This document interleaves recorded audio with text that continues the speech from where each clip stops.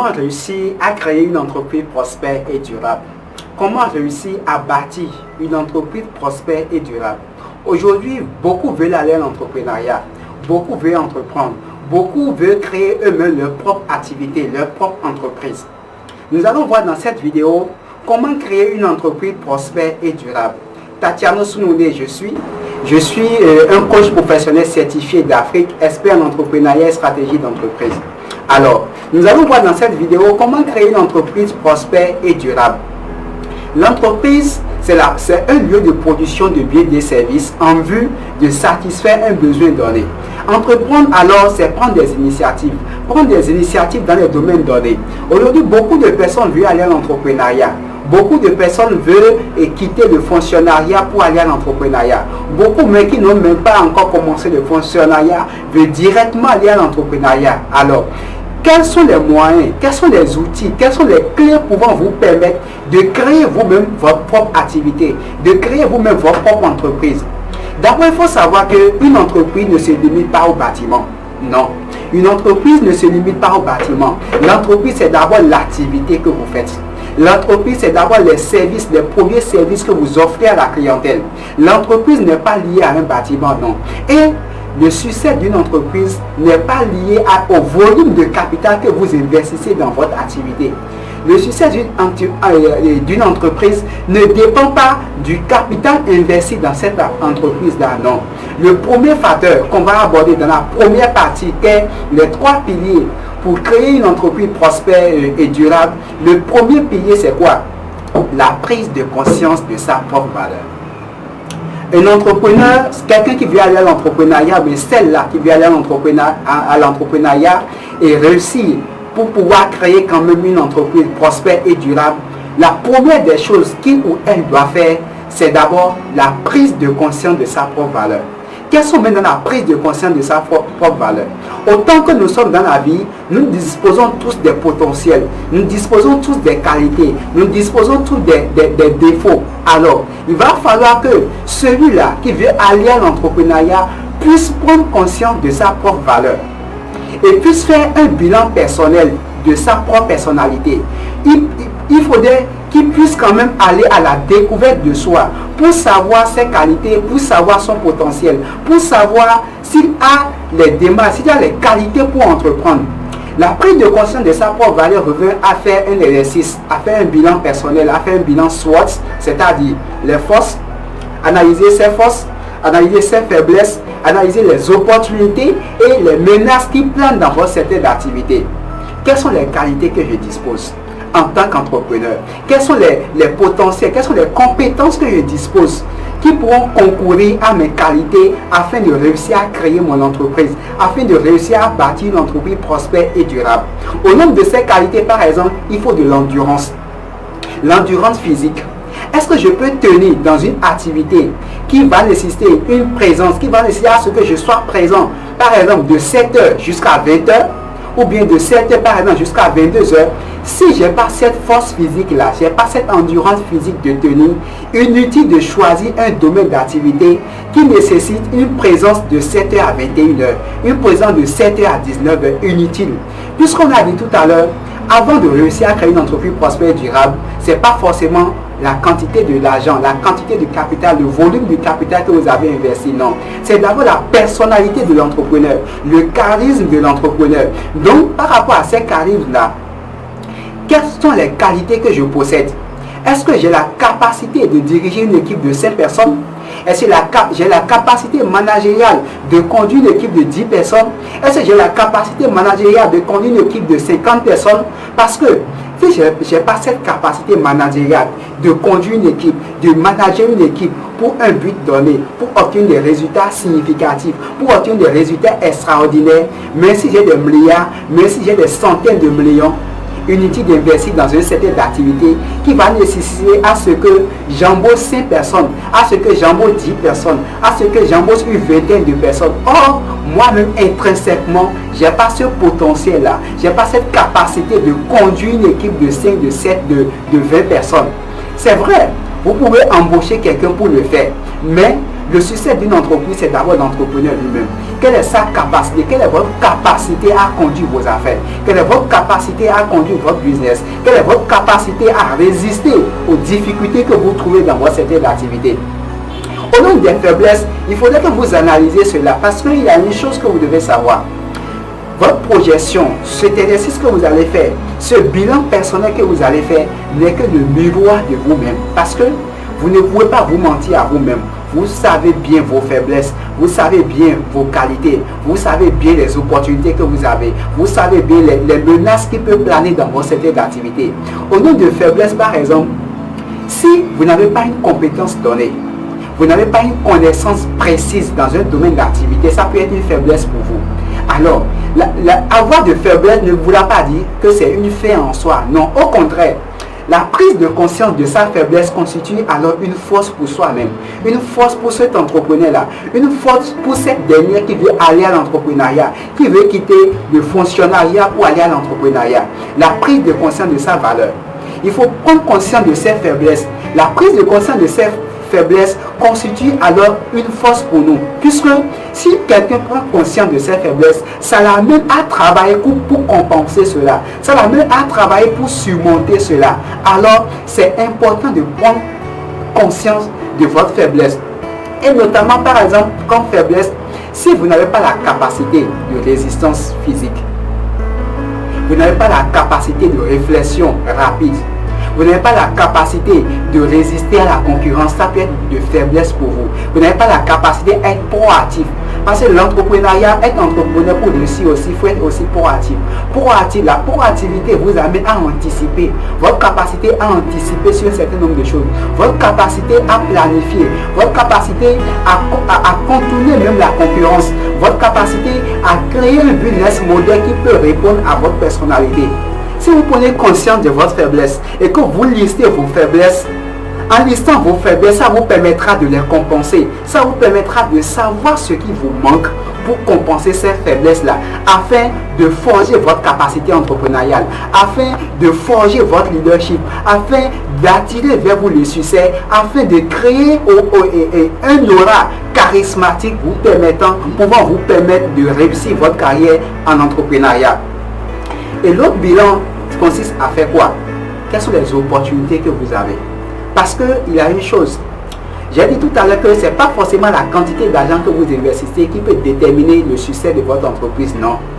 Quel est le relationnel que vous avez? Je parle des opportunités liées à votre secteur d'activité. Quelles sont les opportunités liées à votre secteur d'activité? Quels sont les relationnels que vous avez? Quelles opportunités vous avez? Qui sont ceux qui peuvent vous aider? Parce que ce n'est pas forcément seulement le financement dont vous avez besoin. Non, ça ne peut ne pas être seulement le financement. Même une aide de quelqu'un, même la connaissance, même l'information que quelqu'un vous donne peut vous amener à créer une entreprise prospère et durable. Oui, puisque la connaissance, l'information constitue une clé pour prospérer. L'information constitue une clé pour aller de l'avant. L'information constitue, si vous avez l'information, vous avez une longueur d'avance par rapport à votre entourage. Alors, quelles sont les opportunités dans mon domaine d'activité? Je vais créer une entreprise, par exemple, dans le secteur de la distribution des produits, ou bien dans le secteur de la distribution des vêtements pour enfants. Quelles sont les opportunités que je peux avoir dans ce secteur d'activité-là? Si, en termes d'opportunités, s'il y a par exemple un projet de construction d'un hôpital, alors ça constitue une opportunité pour moi, parce que ça me permet alors de me positionner à côté de cet hôpital-là pour créer mon entreprise et réussir à vendre, réussir à faire prospérer mes affaires. Ça constitue alors une opportunité pour moi. Quelles sont alors, je dois aussi prendre conscience des menaces qui planent dans mon secteur d'activité. En termes de menaces, par exemple, si j'ai identifié une zone dans laquelle je vais implanter le siège de mon entreprise, dans laquelle je veux implanter mon activité, si par ailleurs, par exemple, l'autorité communale ou le gouvernement de ce pays-là, dans lequel je veux planter mon activité, décide de faire une voie sur ce tronçon, peut-être la construction de cette voie peut être un frein au développement de mon entreprise. Ça, par exemple, ça peut être de menaces qui planent dans mon secteur d'activité. Et au nombre de ces menaces aussi, on peut voir, si vous êtes dans un secteur d'activité par exemple, et que l'évolution des NT, l'évolution du contexte socio-économique peut amener un changement brutal dans un domaine d'activité. Alors, en tant qu'entrepreneur, si j'ai l'esprit proactif, je dois anticiper sur tout cela. Anticiper sur tout cela pour ne pas être contraint d'avoir une réaction spontanée après, pour ne pas être contraint de vivre tout le temps dans la réactivité. Non. Alors, pour réussir à créer une entreprise prospère et durable, il faudrait que vous preniez conscience de votre valeur. C'est très capital. Il faudrait que vous puissiez faire un bilan personnel de votre personnalité. Excusez-moi la tautologie, c'est très capital de savoir votre personnalité, de savoir vos qualités, de savoir vos faiblesses, de savoir les opportunités dans votre secteur d'activité, de connaître aussi les menaces qui peuvent arriver dans votre secteur d'activité. Si vous faites ce bilan personnel-là, et vous avez tous ces outils, vous avez toutes ces connaissances, ça vous permet alors de savoir dans quel secteur d'activité vous positionnez. Puisque c'est vrai, quand vous entreprenez, il y a toujours du risque. Le risque n'est jamais zéro. Mais en tant que bon entrepreneur, vous devez réduire le risque. Vous devez minimiser le risque. Vous ne devez pas prendre un risque pour vous amener au fiasco. Non. Alors, cet exercice consistera à faire, cet exercice de bilan personnel vous amène à limiter les risques, à savoir dans quel secteur d'activité vous positionnez. Parce que si vous êtes bon, par exemple, pour la mode, pour créer une entreprise dans le domaine de la mode, or, vous avez fait ça, c'est ce que vous voulez ça. Mais après cet exercice, les résultats de cet exercice, de ce bilan personnel peut vous amener à prendre conscience, à voir que non, je n'ai pas les compétences dans ce domaine-là. Plutôt, j'ai les compétences dans le domaine de l'agro-business, par exemple. J'ai des compétences dans le domaine pour la commercialisation, par exemple, des produits. Donc, si je n'ai pas cette compétence-là, cet exercice me permet de savoir que non, je n'ai pas cette compétence et de savoir en même temps dans quel domaine je vais orienter mon investissement, je vais orienter mon effort, je vais orienter mon activité pour réussir à créer mon entreprise de façon prospère et durable. Puisque aujourd'hui, qu'est-ce qu'on remarque? Une fois l'entreprise créée, certaines personnes créent des entreprises. Et c'est après la création de cette entreprise-là qu'elles vont maintenant à la recherche de la clientèle. C'est après la création de cette entreprise-là qu'elles vont ensuite chercher, est-ce que mon activité, est-ce que le service que je veux vendre, est-ce que les produits que je veux vendre répondent à un besoin. Or, si vous prenez du temps pour faire ce bilan personnel, ça vous amène après à aller plus vite. Ça vous amène après à décoller. Ça vous amène après à avoir une longueur d'avance par rapport à votre concurrence. Alors, le second principe, c'est quoi? Faire ce que vous aimez faire. Aujourd'hui, il ne sert à rien de créer une entreprise sans une passion. La passion, c'est cette essence-là qui vous amène à aller au-delà de ce que vous pouvez imaginer. La passion vous amène à surmonter les obstacles et les difficultés que vous allez rencontrer dans votre entreprise. Puisque l'entrepreneuriat, certes, c'est un chemin, parchemin d'or, c'est un chemin qui peut vous amener au sommet de votre art. C'est un chemin très passionnant. Cependant, si vous n'êtes pas passionné pour entreprendre, vous ne pouvez pas aller en ce sens. L'amour de votre métier vous amène à surmonter tous les obstacles. Je prends par exemple un monsieur X qui aime une femme Y. Si ce monsieur-là aime passionnément cette femme-là, aime passionnément cette fille, lorsque son environnement va lui dire, ah monsieur, s'il vous plaît, laissez cette fille-là, n'allez pas épouser cette fille-là. Si son cœur y est et que ce dernier aime passionnément cette fille, la plupart du temps, on ne voit pas les obstacles qui sont autour de nous. On passe à l'essentiel. On va vers son objectif. On se dit que non, moi, je vais aller. C'est de cette même manière, si vous avez l'amour pour votre métier, la passion pour votre métier, ça vous amène à franchir les obstacles sans qu'il y ait un impact sur vous. Sans que ces obstacles-là n'aient un impact sur vous. C'est très fondamental et très capital. Parce que l'entrepreneuriat n'est pas sans difficulté.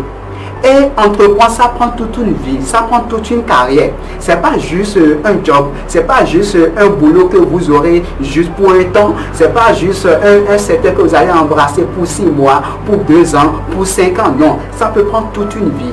Et quelque chose qui vous prendra toute une vie, il va falloir que vous preniez le temps d'analyser votre personnalité, vous prenez le temps d'aimer ce que vous voulez faire, vous prenez le temps de développer votre passion dans ce secteur d'activité-là, de développer votre passion dans votre activité. Parce que c'est cette passion-là, c'est cet amour qui va vous amener à aller au-delà des difficultés.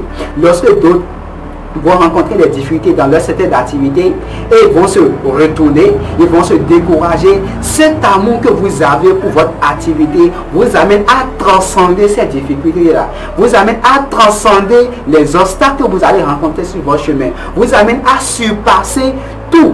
J'appelle cela souvent quoi? Les jours noirs. Vous amène à transcender les jours noirs que vous aurez sur votre chemin. Parce que avant de trouver l'horizon, il faut forcément traverser par la nuit. Il faut forcément emprunter le chemin de la nuit avant de retrouver l'horizon. Alors, si vous n'avez pas l'amour pour votre métier, si vous n'avez pas cette passion-là en vous d'entreprendre, si vous n'avez pas, cette passion-là en vous d'aller au-delà de ce que les gens diront, les premiers obstacles que vous allez rencontrer dans votre domaine d'activité auront un grand impact sur vous. Or, voilà que vous avez déjà investi tout votre argent. Voilà que vous avez déjà fait le nécessaire pour cela. En ce moment-là, qu'est-ce qu'il faut faire? Vous allez fermer. Le but de cette vidéo, c'est de vous amener à créer vous-même votre propre entreprise, à créer une entreprise prospère. Non seulement une entreprise prospère, mais une entreprise durable. Une entreprise que vous pouvez léguer même à vos enfants.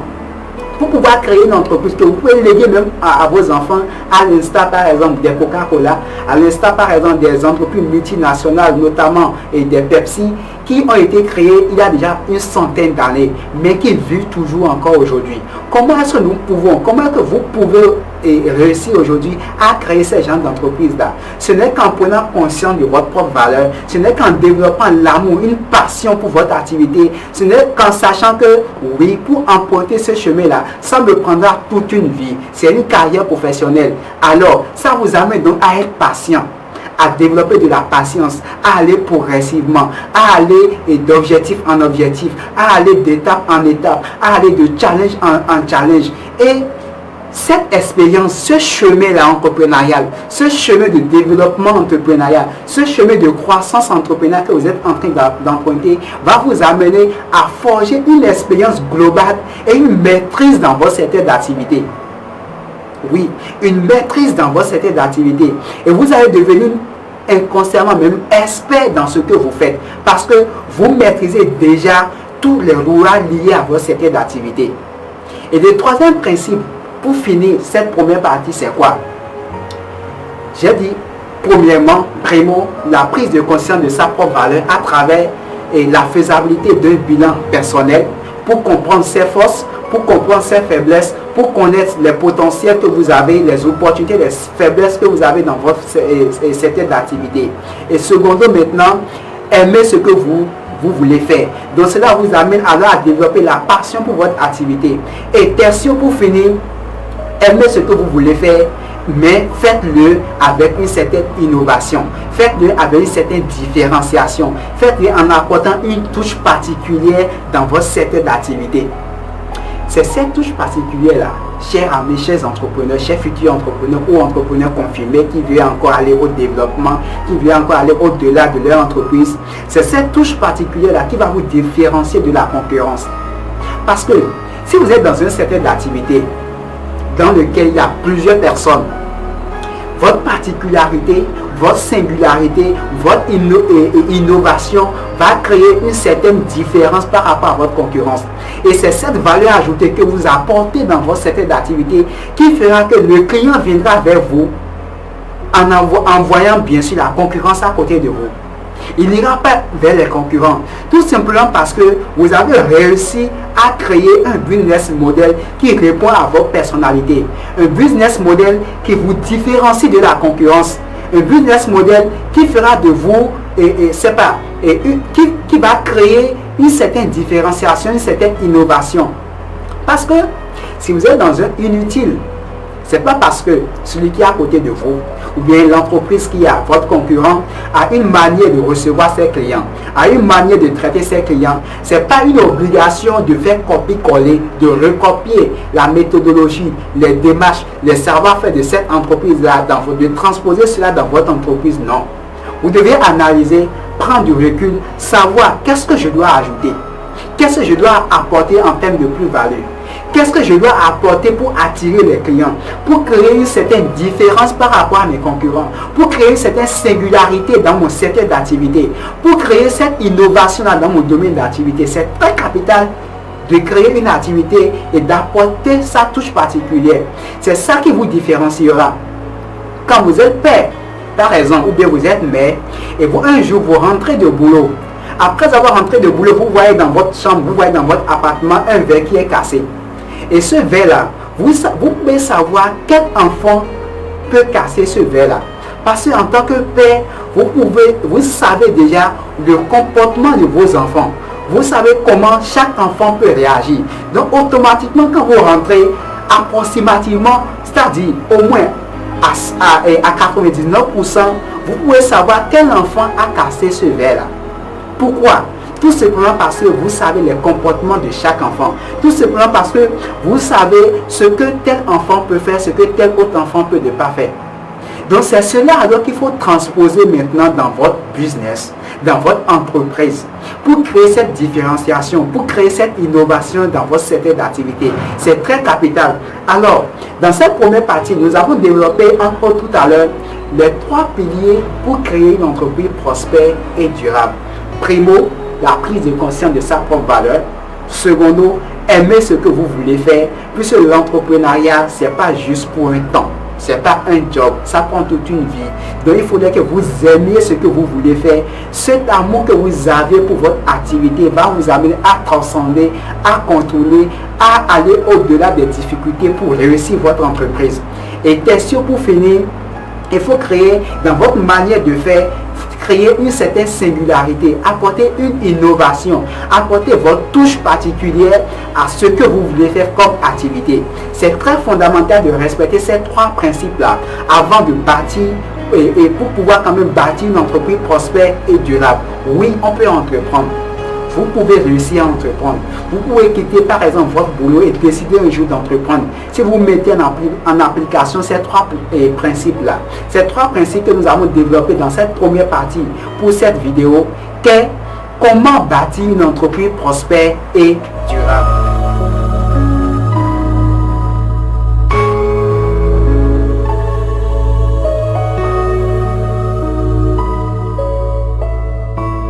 Dans cette deuxième partie, nous allons voir comment en 5 démarches entrepreneuriales réussir à créer une entreprise prospère et durable. Comment en 5 démarches entrepreneuriales on peut réussir à créer une entreprise prospère et durable.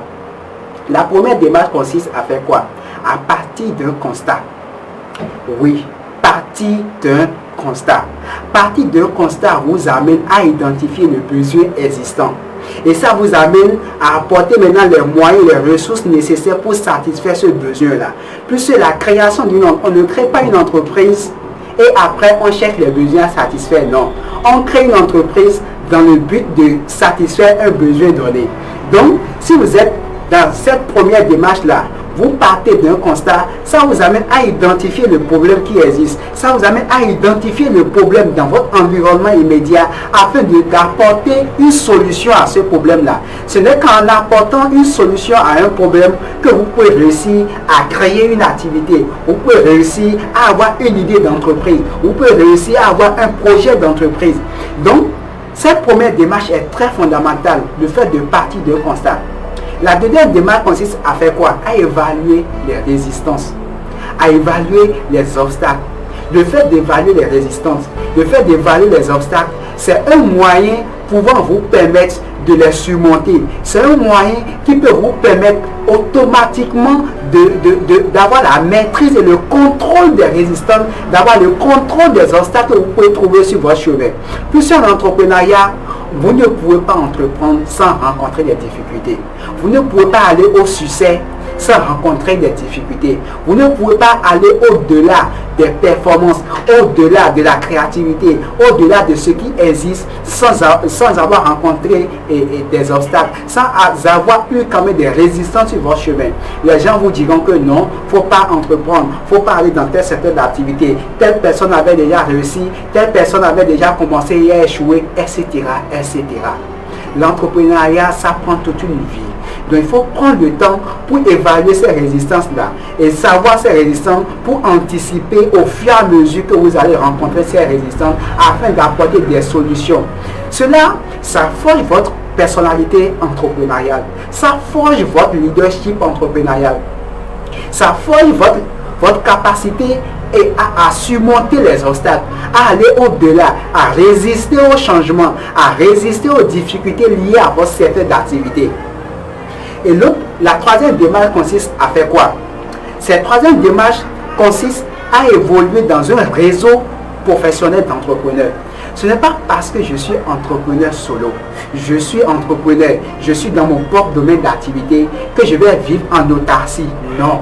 Un entrepreneur, c'est celui-là qui est capable de tisser les relationnels. C'est celui-là qui peut avoir des amis. C'est celui-là qui peut vivre, qui peut évoluer dans un réseau d'entrepreneurs. Et l'avantage d'évoluer dans un réseau d'entrepreneurs, ça vous amène à savoir les difficultés que d'autres rencontrent, à partager les expériences, à partager les difficultés que vous rencontrez et les solutions que l'autre a apportées à ces difficultés peut vous inspirer vous-même dans votre domaine d'activité. Ce n'est pas parce que vous êtes entrepreneur que vous allez rester dans votre zone, que vous allez rester au bureau, que vous allez rester dans vos locaux. Non, il faut chercher à vous mettre en contact avec d'autres entrepreneurs pour forger, pour créer un réseau. Et la création d'un réseau, on dit souvent qu'ensemble, on va plus vite. Et seul on va plus vite, seul on va plus vite, mais ensemble on va plus loin. Donc ça vous permet de maîtriser votre domaine d'activité. Et alors le quatrième principe dit quoi? Le quatrième principe vous amène à préparer votre projet, à prendre conscience de votre valeur pour préparer votre projet. Préparer votre projet, c'est de savoir qu'est-ce qui me manque, qu'est-ce que je dois ajouter à mon projet. Parce que quand je prends une femme par exemple qui est enceinte, elle subit les symptômes et les douleurs de l'affrontement avant d'accoucher au 9e mois. Alors, qu'est-ce qui me manque? Je dois prendre du temps pour préparer mon business model. Je dois prendre du temps pour préparer mon projet. Je dois prendre du temps pour savoir que, ah oui, le domaine dans lequel mon activité vraiment répond aux besoins du marché. C'est très capital. Et la cinquième démarche entrepreneuriale pour réussir à créer une entreprise prospère et durable, c'est-à-dire quoi? C'est le développement personnel de l'entrepreneur. Le développement personnel de l'entrepreneur. Quelles sont les connaissances que j'ai? Quelles sont les connaissances passées que j'ai? Qu'est-ce qui me manque aujourd'hui? Qu'est-ce que je dois connaître aujourd'hui davantage pour mieux maîtriser mon activité? C'est très capital. On ne peut pas être entrepreneur prospère.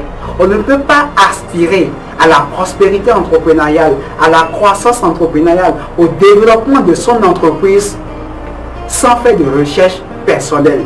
Il faut savoir faire de recherche personnelle. Il faut savoir rechercher les informations qui vous manquent. Il faut savoir vous faire former. Il faut savoir développer les compétences. Il faut savoir aller à la recherche de l'expertise qui vous manque. Donc ça vous amène à faire quoi? À lire. Ça vous amène à faire des recherches. Ça vous amène à aller au-delà de ce que vous connaissez. Vous ne pouvez pas rester dans le savoir et réussir. Restez constamment dans le non-savoir. Rester dans le non-savoir vous amène à être curieux. Vous amène à développer un esprit de curiosité pour apprendre même du plus petit que vous. L'entrepreneur ne dit pas je connais tout et ne bénéficie pas, il n'a pas de conseils de ses collaborateurs. Non. L'entrepreneur, c'est celui-là qui a un leadership et qui peut se mettre même à la place de son collaborateur pour comprendre, pour tirer de lui le meilleur même. L'entrepreneur est celui-là qui peut reconnaître qui peut être fautif et savoir les outils, les connaissances qui lui manquent pour réussir son domaine d'activité, pour réussir à créer une entreprise prospère et durable. Donc, en résumé, dans cette vidéo, pour créer une entreprise prospère et durable, il faudrait dans un premier temps prendre connaissance de ces trois clés-là. Primo, la prise de conscience de sa propre valeur. Secondo, aimer ce que vous voulez faire avec passion. Et tertio, apporter une certaine innovation, une certaine différenciation dans ce que vous voulez faire. C'est ça qui va vous démarquer de la concurrence. Et dans un second temps, en termes de 5 démarches entrepreneuriales, d'abord, il faut partir d'un constat. Et secondo, et après avoir parti d'un constat, évaluer maintenant ses résistances. Et question maintenant, évoluer dans un réseau professionnel d'entrepreneurs pour le partage d'expérience, pour bénéficier de l'effet de synergie.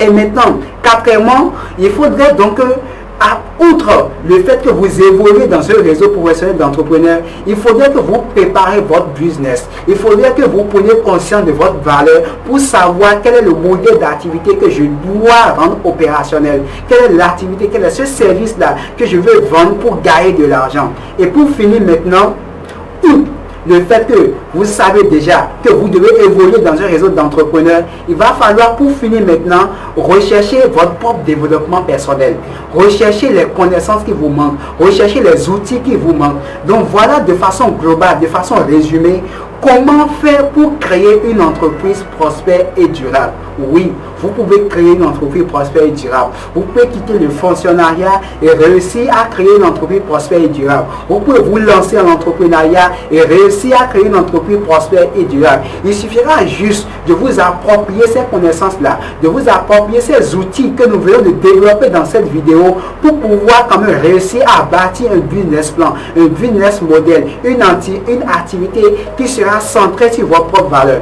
Donc, je suis Tatiana Soulouni, coach professionnel certifié, expert en entrepreneuriat et stratégie d'entreprise. Pour nous contacter, il va falloir simplement appeler 00229 97 93 46 46 97 93 46 46 64 33 22 60 64 33 22 60. Rendez-vous dans une prochaine vidéo